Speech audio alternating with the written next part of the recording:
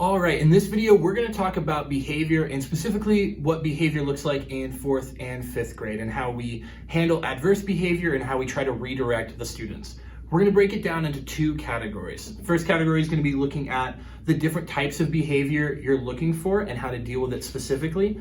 And the second part is looking at what are the actions that we take to handle different types of behavior.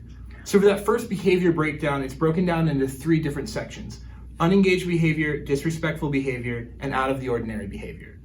For that first category, in unengaged behavior, these are things like they're talking to other students at inappropriate times, playing on their phone, joking, obnoxious noises, things that elementary students do. Unengaged behavior does not come with a strike. We have a 3-strike system where they will receive 3 strikes as warnings, try to redirect them, and if they continue to not listen, then they are removed from the classroom to have a conversation, or in some cases, they might be talked to by a parent. As I said, unengaged behavior does not warrant a strike. The goal is to redirect the student however possible. And this is a good time for me to say our goal is not to remove students from the class. We want to keep them in as much as possible. The second is disrespectful behavior. This is things like defiantly talking back to the teacher, calling students names or making fun of them, language, and complete refusal to listen to what the teacher is trying to say. Disrespectful behavior does come with a strike, because it's moved past just being unengaged. It's a choice that the student is making. Now, the third category is out of the ordinary behavior. These are things that as soon as you see them, you know that you don't have all the information. You have to stop and have a conversation. These are things like hitting another student, a student's having a complete meltdown, verbally blowing up, or complete refusal to communicate. They have just completely shut off.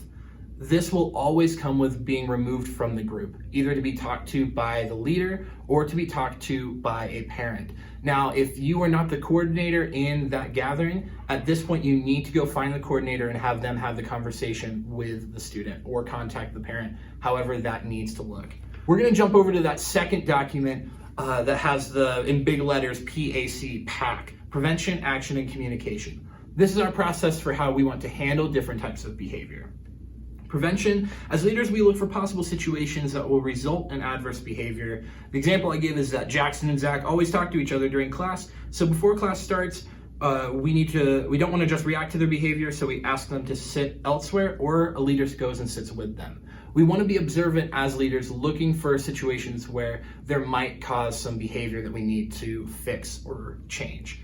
Our second part is action. Our action steps involve a redirecting statement and 3 strikes. Our main goal is to redirect the student, not to remove the student. Just kind of repeating that from earlier. We give the student 3 strikes before a parent is paged, and the student will be talked to by the parent, or in some cases removed from the class by the parent. And once again, I'm just going to say this one more time: removal is the last resort. And that last part is communication. This is the most important step.